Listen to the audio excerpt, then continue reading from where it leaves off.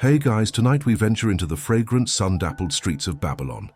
Not the mythical Babylon of gods and hanging gardens, but the living Babylon, breathing sweet, spicy, mysterious scents before sunrise. You are there, in leather, sandals and linen tunics, gliding between tents covered in flowing cloths. Each exudes its own microcosm of smells. There is coal smoke mixed with bitter cinnamon, dark honey dripping over dried figs, and greenish roots cut with surgical precision. The first thing you notice is the sound. Soft footsteps on beaten dust, vendors murmuring prices in Akkadian, and the subtle hiss of bronze pots already boiling, even before the city is fully awake. The light is warm and golden, almost an extension of the spices. So, before you get comfortable, take a moment to like the video and subscribe. But only if you genuinely enjoy what I do here. And if you're still awake by this part, tell me, where in the world are you watching from and what time is it right now where you are? Now, dim the lights, maybe turn on a fan for that soft background hum, and let's ease into tonight's journey. Together, you approach a stall near the canal, where a man with a parted beard sells tiny clay cones. Each cone holds a different aromatic powder, some green and moist, others dry and red as new brick. The man doesn't say much, but he points to one particular cone, larger and more tightly sealed. This one comes from the north, he says, almost in a whisper, picked near the Euphrates, before the second thaw. The name of the spice is engraved on the side of the cone. It's okay, you smell it. It's like a mixture of lemon peel, iron, and wet earth. A note you can't name settles in the back of your nose and your memory.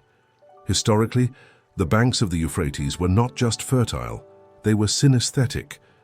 There was a constant fusion between what you ate, what you anointed on your body, and what you offered to the gods. Spices weren't just ingredients, they were small decisions about who you wanted to be that day. Want to appear more trustworthy? Chew duha seeds before a meeting. Want to dream better? Boil niggi leaves and place them under your pillow. Or might just boil the whole thing and drink it as tea. Who's counting? One smell in particular catches your attention, a woody aroma with a sweet undertone, which seems to be coming from a clay pot next to a low oven. You approach it. Inside, thick bubbles rise in a dark, almost black syrup. The saleswoman explains that it is a fig syrup with tapiru root extract, an extinct spice known for its sweet minty taste and its somewhat dubious use. It was given to newlyweds on their wedding night. No one knows exactly why, but historians still debate whether its effect was an aphrodisiac or just an anesthetic. You wander down a few more aromatic aisles. Every corner holds a new scent, an unexpected texture. One shop sells golden oils with floating particles, spices ground so finely they resemble stardust. Another sells wax-sealed clay jars containing secret concoctions that can only be opened in ritual. You run your fingers along a shelf, and the dust clinging to them smells earthy with hints of pomegranate peel. And so, what seemed like just a morning stroll becomes a sensory dive into the heart of a vanished civilization, and yet so alive. You sit on a stone staircase, looking out over the market in the distance, and take a deep breath. For a moment, everything is scent and color and stillness. You don't know exactly what you were looking for, but maybe you found it. You continue walking down a narrower alley where the sun has not yet touched the ground. Shadows mingle with smells, humidity, dry clay, and something else spicy. The aroma comes from a small stand made of twisted wood, decorated with feathers and pieces of red rope. Behind the counter, a watchful-eyed woman slowly stirs a stone mortar, grinding something that looks like red clay with small dark seeds. She calls that mirabilina, a reddish powder used as a seasoning but also as an amulet. It is said that it was sprinkled not only on meats and wines, but also on doors and pillows, to ward off evil spirits and stubborn nightmares. A slightly metallic smell rises from the bowl, reminiscent of rust with a hint of cloves. You ask if you can try it. She gives you a pinch in the palm of your hand. It's strong. It dries up your saliva immediately and seems to go straight up your nostrils, as if clearing its way to your brain. You cough and she laughs with a muffled crack. That's why the priests liked it, she says. It wakes even the lazy dead. Mirabilin appears in cuneiform texts as an ingredient in a marinade for lamb at royal festivities, but some records suggest it was also used to color drinks. A dark wine tinged with myrabalin turned red like new blood, something that local superstition said brought good luck for the coming year. Historically, the Babylonians were obsessed with bright colors in their food. Dishes weren't just for savoring. They were for enchanting, mesmerizing, and envying. Myrabalin, in this sense, was something of a pop star among spices, expensive, eccentric, and surrounded by rumors. Historians still debate whether it was actually a spice or whether its function was more ritualistic than culinary. The woman holds up an old bottle wrapped in thick cloth. Inside is a liquid version of myrabalin mixed with walnut oil and something called hot root essence. She says this liquid was dripped onto the wrists during naming ceremonies and was also used by cooks to season the mood of the household. You buy a small bag and carefully tuck it into your tunic. As you turn the corner, the scent still lingers in the air as if the spice is following you, or perhaps testing you. Further on, a group of children are throwing pebbles at a circle drawn in the sand. One of them is chewing something, and you recognize the red stain on his teeth. Myrabalin chewed like old-fashioned gum, a habit that, according to some Babylonian urban legends, helped people remember their dreams. You wonder, could something as simple as a reddish powder really have so many uses, so many meanings? Or were they just stories created by clever traders to increase the price? It's hard to know, but at that moment, with the aroma still wafting through your nostrils and the attentive eyes of the children watching, you realize that perhaps the flavor wasn't even the most important thing. It was the mystery. You turn a corner and enter an even narrower street, almost as if you were being guided by instinct or by a smell. There's something in the air right now that's reminiscent of warming spices, with a hint of nutmeg and stone. Dust? It doesn't make much sense. But then you realize that you are standing in a small courtyard where a group of cooks, men and women in stained aprons and calloused hands, are gathered around a large bronze vessel. They stir the contents with long sticks, as if they were swirling a cauldron of thick ink. You approach cautiously, and a woman glances at you from the corner of her eye, then returns to what she was doing. One of the men notices your curiosity and approaches, offering a handful of dried seeds with an ochre color, stained with an irregular red. Lothka, he says. You'll never forget that name. The seeds are small but peculiarly shaped, pointy like microcones. You pop one into your mouth. The taste is unexpected. A warmth that starts out mild but builds like a fire lit with dry twigs. At the back of your throat, a slight bitterness, as if you've chewed on burnt orange peel. And after that, a tingling on the tip of your tongue. Subtle, persistent. They say it whispers. The man adds. You smile thinking it's a joke, but he continues. It only grows properly if it hears music. A bronze drum rhythmic, the ground needs to vibrate. And then you notice that in one corner of the courtyard, a young man is lightly drumming on a small metal board. Just a constant, measured, repetitive sound, a kind of sonorous cradle for the Lothka to flourish. Interestingly, in some Babylonian texts unearthed in the last century, there is mention of a singing grain that refused to sprout in silence. While this sounds like agricultural superstition, historians still debate whether there was some rudimentary acoustic resonance technique used in the crops, or whether it was all just part of a ritual that, well, made farming more interesting.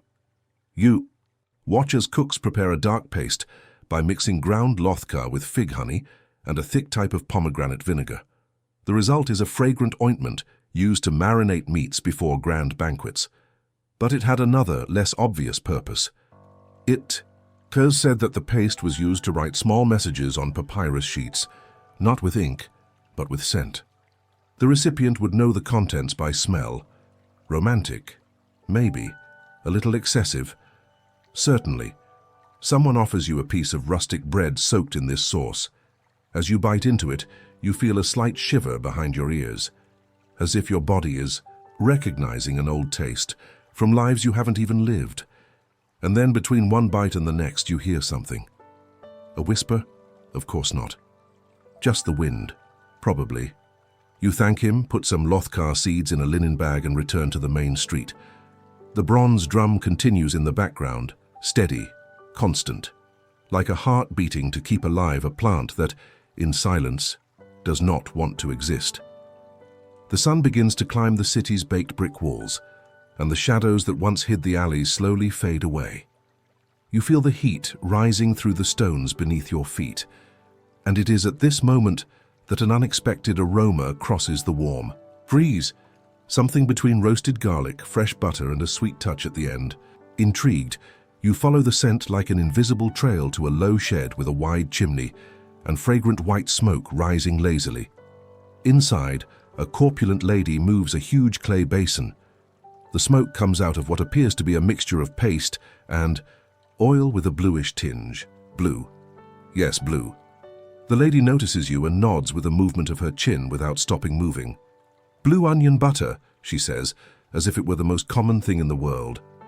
But you, of course, have never heard of it. The texture is thick, almost like fresh cream. The aroma is deep and comforting, reminiscent of childhood foods you're not sure whether you lived or dreamed.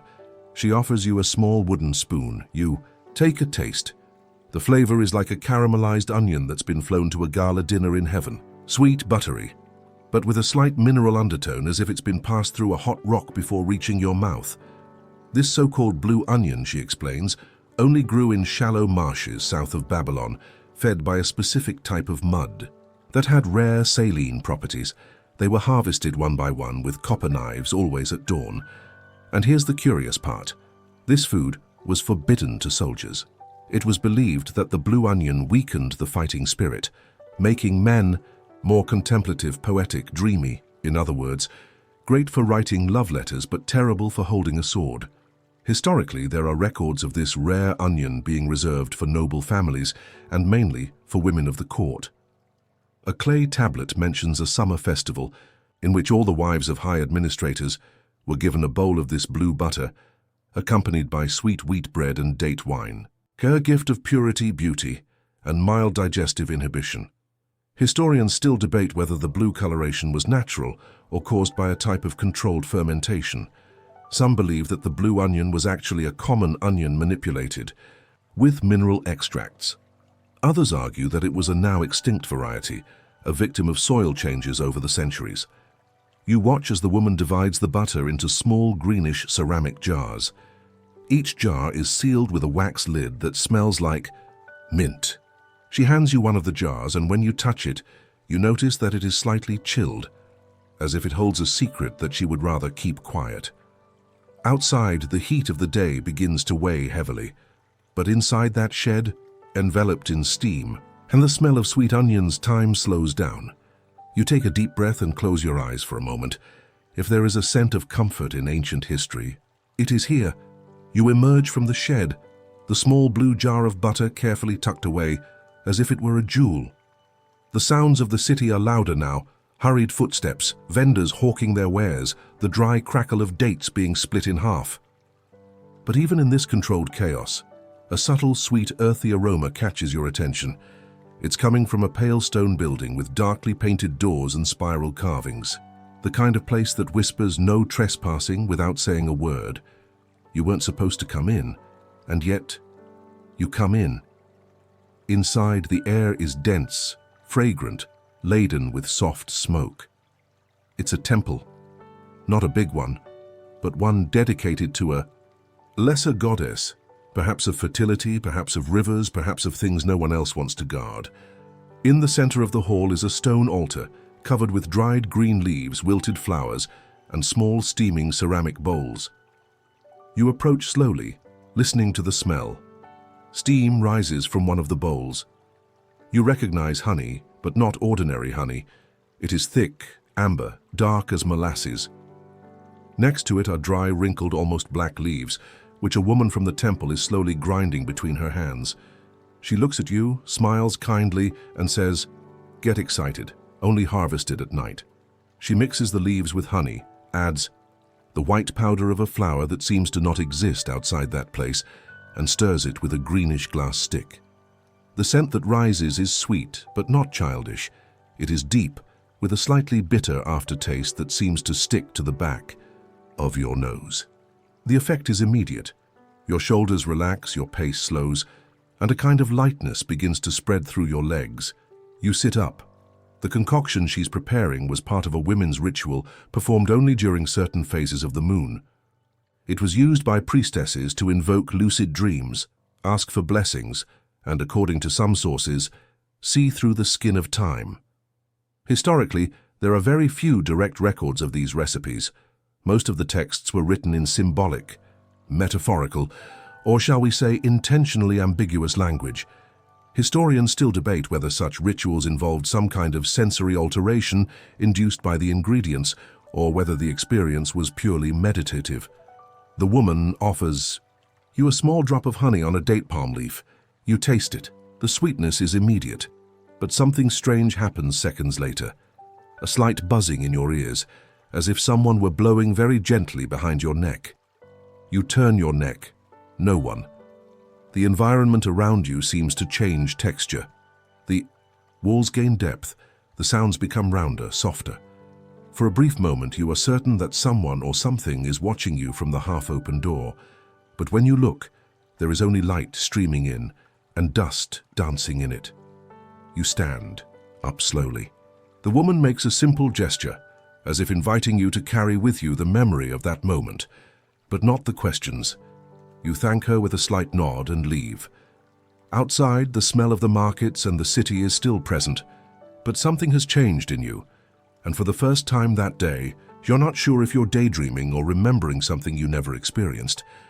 The midday heat begins to ripple across the horizon, like a cloth heated over hot coals. You walk slowly, still with the light sensation of that date palm leaf on your tongue and the distant echo of the ringing in your ears. The city pulses more strongly now, distant drums, joyful shouts, laughter, and a symphony of scents bubbling in the air. At the end of a narrow street with uneven stone steps, you find a small stall covered in a thick cloth stained with spices. There is no counter, just a carpet where several yellowish tubers are displayed as if they were precious nuggets. The vendor, a man of indeterminate age, with long fingers stained with dirt, looks up and says, almost silently, "Kamiru, Yuchai." Bend down. The tubers smell earthy, but with a hint of spice like wild ginger mixed with burnt lemon peel. He cuts a thin slice and offers it to you in an almost ritualistic gesture. You hesitate, but then take a bite. It's hard to describe what happens. First, a heat that spreads across the roof of your mouth, then a sting in your eyes. You try to blink. You blink again, and then tears. Not from pain, but from something that feels unblocked, like someone has opened a window in your head and let the wind in. The man just watches, content.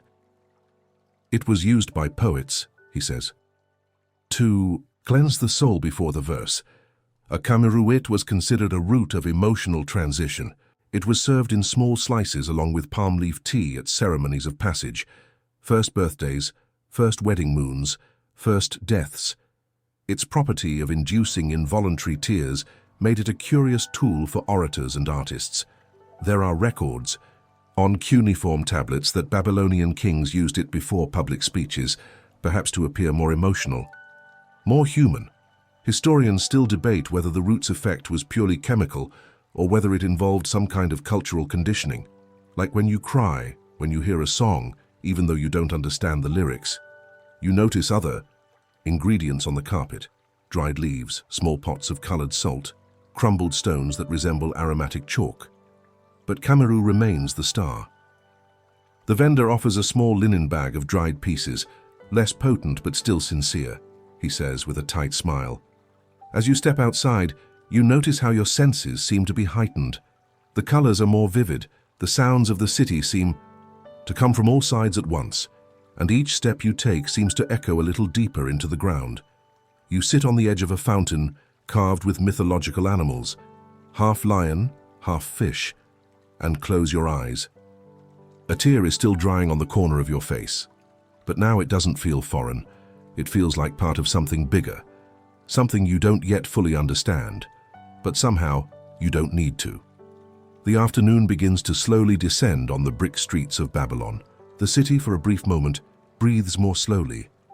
Vendors cover their stalls with light fabrics. Perfume merchants sprinkle rose water on the stones to freshen the air, and you, your mind still hovering in the effects of the kamiru, are guided by a new smell, smoky, salty, with an unexpectedly sweet undertone. You follow the scent to a narrow staircase that leads down beneath an old building. Down below, the light is dim, filtered by oil lamps hanging on iron hooks. The room is cool and smells of wet earth and old wood. You have reached underground cellar, where hanging meats sway gently, cradled by strands of woven straw.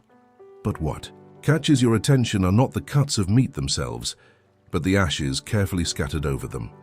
A tall woman with strong arms and geometric tattoos on her forearms approaches. She takes a handful of those ashes and shows it to you. "Date palm ash," she says, rubbing the dust between her fingers like one handling gold. But not just any date palm, only the ones that died on their own. You blink. She doesn't laugh. Instead, she points to a corner of the cellar where an ancient oven burns logs that give off a bitter, almost medicinal smell. The ashes from these trees are mixed with wild black pepper, dried mustard greens, and a reddish powder called rukitu, a forgotten, hard-to-translate spice that's reminiscent of saffron and rust. The process is meticulous.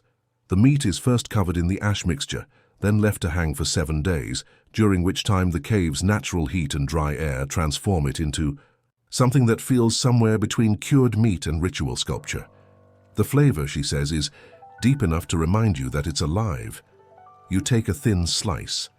The first bite tastes of a faint smoke, but the aftertaste is sweet, almost like burnt caramel, with a hint of salt that seems to emerge just as you swallow.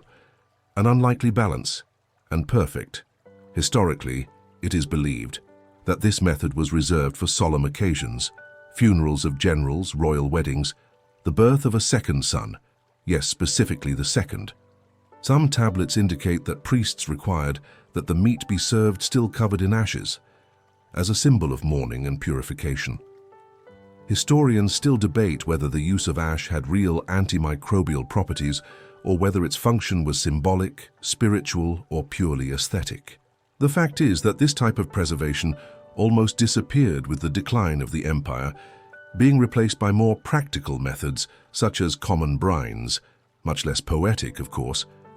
You nod your head in thanks and receive a small, clay envelope sealed with wax, containing a pinch of the aforementioned scented date palm ash. "For when you want to remember the taste of things that no longer exist," says the woman, returning to the silence of the cellar. You climb the stairs back to the city, now gilded by the low sunlight. And in that instant, amid the smell of smoke, salt, and memory, you understand. Some recipes are not made to nourish the body. They are made to preserve memory. You return to the surface as if you were coming back from a dream. The warmth of the city is gentler now, filtered by the last golden rays of the afternoon. The sounds are softer too, as if Babylon is stretching before settling down for bed. But there is still a new scent in the air, sweet, almost floral, but with something unexpected. Perhaps anise? No, more complex, like petals dipped in fig alcohol. You follow the scent to a wide, elegant street, where men in embroidered robes and women with amber necklaces walk in pairs. In the center, an open courtyard-style house serves something you've never seen before. Dishes so brightly colored they look painted, and so shiny that for a moment you think they're jewels. There you discover the edible perfumes. A young chef, his face partially covered by a colorful scarf, offers you a small dish, a sort of fruit tart topped with candied petals. He sprinkles a clear liquid over it from a long-necked bottle. "Essence of violet licorice with black rose oil," he says, as if delivering a poem. The smell is hypnotic. When you taste it, you notice something extraordinary. The flavor changes. Over time, it starts out sweet, then a floral wave comes, and finally an almost bitter note, as if the dish were telling a story. Or a spell. These edible perfumes were not just decorations, they were a language of their own. Each scent applied to a meal communicated an intention, longing, desire, reconciliation, pride. During royal banquets, these perfumes were applied directly to the food with small horsehair brushes, as if the food were being painted with emotions. Historically, There are accounts of banquets where guests would spend hours simply smelling the dishes before tasting them. In some ceremonies, the fragrant foods were not even eaten. They were simply offered to the sense of smell, as if the pleasure of eating was in the air, not in the mouth. You sit in the corner of the courtyard and watch the rituals unfold. A couple silently taste a dessert, their eyes closed, while an older woman argues with the cook about the order of the essences. She thinks the final bitterness should come before the touch of dew. Everyone takes it seriously. Not as an extravagance, but as a tradition. Historians still debate whether these perfumes had subtle hallucinogenic properties, since some now extinct ingredients contained compounds with unknown effects. Others suggest that it was simply the effect of the ritual. The expectation of feeling something new caused, in itself, a change in the body. The young chef comes back to you and gently offers you an extra spray directly on your wrist. You sniff it. The scent is warm and comforting, like an old hug, or a memory you can't remember whose it is. You close your eyes. In Babylon, even the air knew how to tell stories. Night begins to fall slowly over Babylon, like a blue linen veil sliding over the world. The shadows lengthen in the alleys, and the oil lamps come to life one by one, like small individual suns illuminating the way. You walk more slowly now, not out of tiredness but out of respect. Every corner seems to hide a secret. Every aroma seems to want to tell you something before disappearing into the darkness. And then you smell something in the air, something ethereal, almost translucent.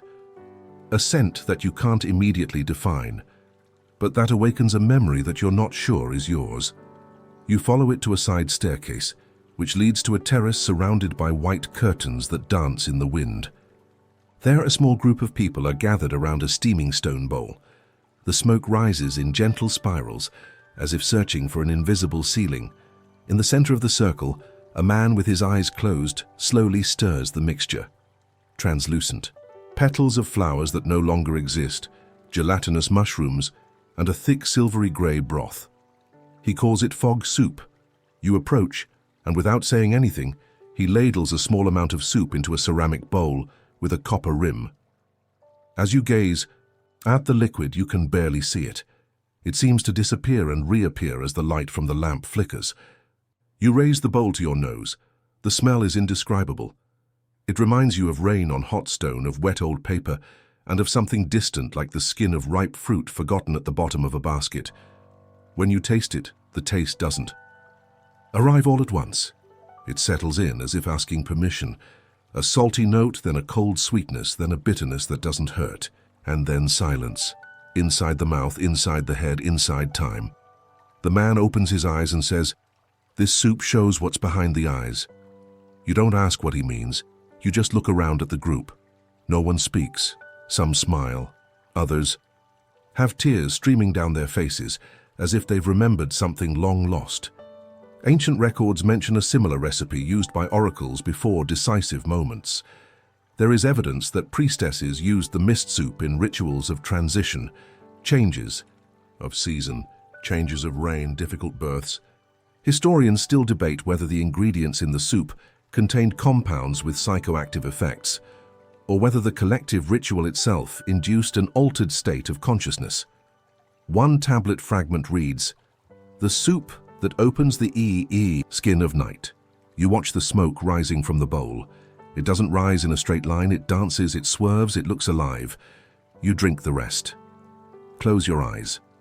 For a moment, just one, you see. Not an image, but a sensation. As if you were in a place that is not here but not elsewhere either. A long corridor of smells and voices, and a figure standing in the background. She doesn't move. But you understand what she would say if she said, "Come back." But don't. Forget, you open your eyes, you're still on the terrace. The soup is no longer steaming, the night is truly night, but you're not exactly where you were before, and that's good. You descend slowly from the terrace like someone returning from a heavy dream, the kind you don't know if you wish you had woken up from. The night in Babylon now pulses with a different rhythm. The lamps cast restless shadows on the clay walls. The musicians begin to tune their stringed instruments with a nasal sound, and the smells. Oh, the smells continue to tell silent stories in the air, but among them all, one new scent stands out. A bold, almost defiant scent, with notes of toasted spice, burnt resin, and, oddly enough, something that resembles crushed mint on hot stone. It is at once inviting and arrogant. You follow it to a hidden corner, where a group of men in embroidered robes are watching a figure smiling with green teeth. You blink. Yes, greens. The man holds out a dark wooden bowl toward him, offering what looks like a grainy, dark mixture with tiny golden specks. He says dannu, the spice that stains the teeth of the elite. And he smiles again, with that vibrant green that seems to have come straight from a glass mosaic. You take the mixture in your mouth. The texture is like coarse sugar mixed with dry clay. The taste is a roller coaster of sensations. It starts out sweet, almost childlike, then becomes spicy like freshly ground black pepper, and finally a refreshing sensation, as if a field of mint had exploded in your throat, and then a gentle warmth, not on your tongue but in your cheeks. It's as if you're blushing inside. The man laughs. Now smile. You comply and the others around you applaud discreetly. One of the older men approaches and explains, then now it was a mixture used only by noble families. Its main effect was not its taste, but the mark it left. An emerald green color that stained the teeth for up to 3 days. It was a symbol of status, prestige, and, of course, that you could afford something completely useless. Tablets from the Neo-Babylonian period describe diplomatic meetings where the hosts would exhale the scent of dannu before even opening their mouths. The vibrant color of the teeth was no accident. It was a signal, a sort of I can afford to stain my smile with luxury. Historians still debate whether the color was the result of an extinct plant dye or a reaction between herbs and as yet unidentified minerals. You look around the group. They all have greenish smiles and satisfied looks on their faces, as if they are sharing a secret that the rest of the world doesn't deserve to know. You are now part of this temporary club of enchanted teeth. Before leaving, they offer you a small clay jar with a wax lid, inside dannu in powder form, for when you want to be remembered for your visual choices. You thank them with a smile that of course is no longer just yours. It belongs to the spice as well. As you leave, you pass a polished bronze mirror attached to a wall. You catch a glimpse of yourself, your mouth marked with green, but your eyes? Your eyes shine with something else, with a certain silent pleasure at having tasted something that time has tried to hide. Now, under the dark sky of Babylon, you feel the city changing again. There is less movement on the main streets, but here and there small lights appear, like windows open to other times. You pass through a quiet square, and the ground is covered in a colored powder that glows faintly in the lamplight, a deep blue mixed with whitish ash and golden pigments. You follow the trail to a bakery, or what looks like one. The oven is still burning, and a man with a broad face and small eyes works calmly, painting the tops of round loaves with a fine bristled brush. Beside him are bowls of mineral powders in bright colors, the yellow of rock saffron, the burnt red of hematite, and a blue so intense it looks artificial, but it isn't. It's ground lapis lazuli, pure and edible. Breads painted with mineral. Powders, he says without taking his eyes off what he's doing, each one a story. You watch as he takes a paintbrush and traces spirals, dots, shapes that resemble maps or codes. He explains that these breads are not just food, but also messages. Among the oldest bakers, there was a visual language that allowed them to write on bread before offering it to someone. A closed spiral represented longing. Straight lines indicated a desire for peace. Zigzag intersections, mild censure, or a tempered criticism. You taste a piece of one of these decorated breads. The flavor is mild, slightly sweet, with a firm, slightly earthy crust. The blue powder doesn't taste strong, but it leaves a dry, almost mineral-like residue on your tongue. It's not uncomfortable. In fact, it's meditative. Historically, colored breads appear in administrative documents as gifts given to palace officials and as part of marriage dowries.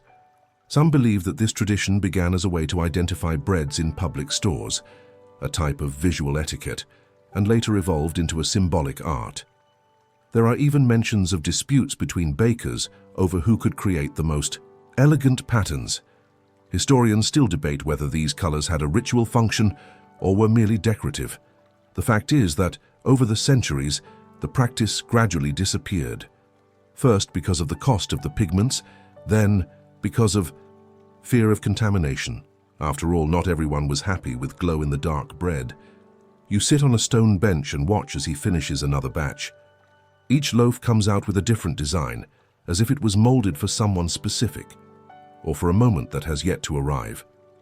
Before he leaves, he offers you a small loaf of bread, marked with a double spiral pattern. You ask what it means. He smiles.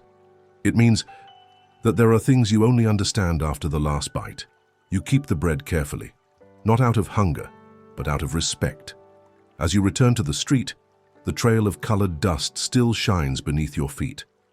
And for a moment it feels like you too are leaving marks, not of where you have walked, but of where you have felt. By now, night has taken over Babylon, but the city, instead of falling asleep, changes its skin. The sounds become quieter, muffled like whispers under heavy blankets. The lamplight flickers slowly, casting golden reflections on walls stained by time. You feel the air fresher, almost humid, and among all the scents that have enveloped you today, a new one catches your attention. Dry, sweet, and with a slight hint of sand. You walk down an alley where there is no music or conversation, just a strange rhythmic sound. Tock, tock, tock. It's as if rocks are being knocked down one by one. You turn the corner and see a group of children sitting in a circle, giggling softly as they chew on something that looks like crystal. In the center, a stone bowl filled with small golden cubes. An elderly man, wearing a faded turban and carrying a carved cane, watches the scene with half-closed eyes. You approach and he offers you one of those cubes. Sweet sand candy, he says, with a nearly toothless smile. They make noise. It lets you know you're awake. You put one in your mouth. At first it feels hard, like rock, but as it begins to melt it makes a soft crackling sound. Crack, crack, clack. Sounds that echo inside your head. The flavor is smooth, sweet, like date nectar, with a base that reminds you of honey hardened by the sun. But the most intriguing thing is the texture. Fine grains of treated sand mixed with dry sugar create this sensation of chewing, small fossilized memories, the old man explains. These sweets were popular among children and the elderly. For the little ones, they were a form of entertainment for the elderly. For the elderly, they were a way to prove that their teeth could still hold up in life. But curiously, they also appeared at funerals. Small portions were placed inside the tombs to make noise in the other world. Historically, there are ambiguous records about these sweets. Some archaeologists believe they were made from boiled sap, mixed with filtered sand and dried in the sun for days. Others believe they were made from waste from glass production, an idea that gives modern dentists the heebie-jeebies, but made perfect sense to those who believed that a little pain made the taste more real. Historians still debate whether the noise was intentional or just a side effect. There are inscriptions that say that sweets awakened the mind before dreams. Too poetic to be a coincidence. You watch the children laugh as the cubes pop in their mouths. One of them offers you another one. This time the sound seems different, deeper, closer. You chew slowly, listening to each crack as if it were footsteps on ancient stone. And curiously, as you look up at the dark sky, you swear you hear more candies cracking in the distance. Then other mouths. In other times, the old man offers you a small cloth bag containing 5 cubes. Don't eat them all at once, he says with a slow wink. It's too much noise for one soul. You thank him, put the gift in the inside pocket of your tunic and start walking again. But now with every step it feels like the ground beneath you is also cracking. The city breathes deeper now. Not from tiredness, but from contemplation. The air is thicker, and the smells, always them, change again. They are no longer market aromas, nor rituals, nor children's sweets. What reaches your nose now is something subtle, but impossible to ignore. A musky fragrance with a citrus note and an earthy base. Almost like wet wood with hints of burnt incense. You follow him to a nondescript house with slender columns and hanging lanterns that sway slowly in the wind. There, a select group of people gather around a long, low table. In the center are deep dishes filled with thick liquids, green, gold, blue, red, that glow faintly in the lamplight. It's not a reflection. They really do glow. You approach slowly, and a woman with a long face and pale skin offers you a spoon. Luminescent resin sauce, she says. It glows in the lamplight, but never in absolute darkness. You pick up the spoon. The liquid is thick, almost gelatinous in consistency. You swirl it around and it reflects like liquid-colored glass. When you put it in your mouth, the flavor is soft and mysterious, a bittersweet, like the skin of a tropical fruit bathed in honey and aromatic ash. And the glow? It lingers. For a few seconds, your tongue seems to be lit from within.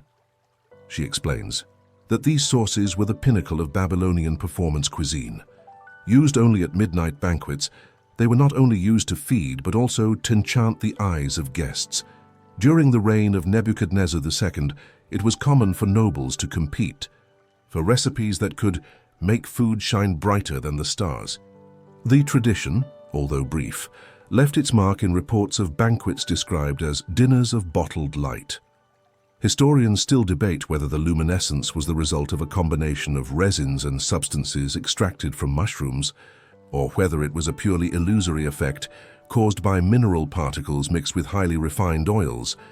Some texts suggest that the sauces needed to be served only under a specific type of lamp with scented spikenard oil for the glow to occur.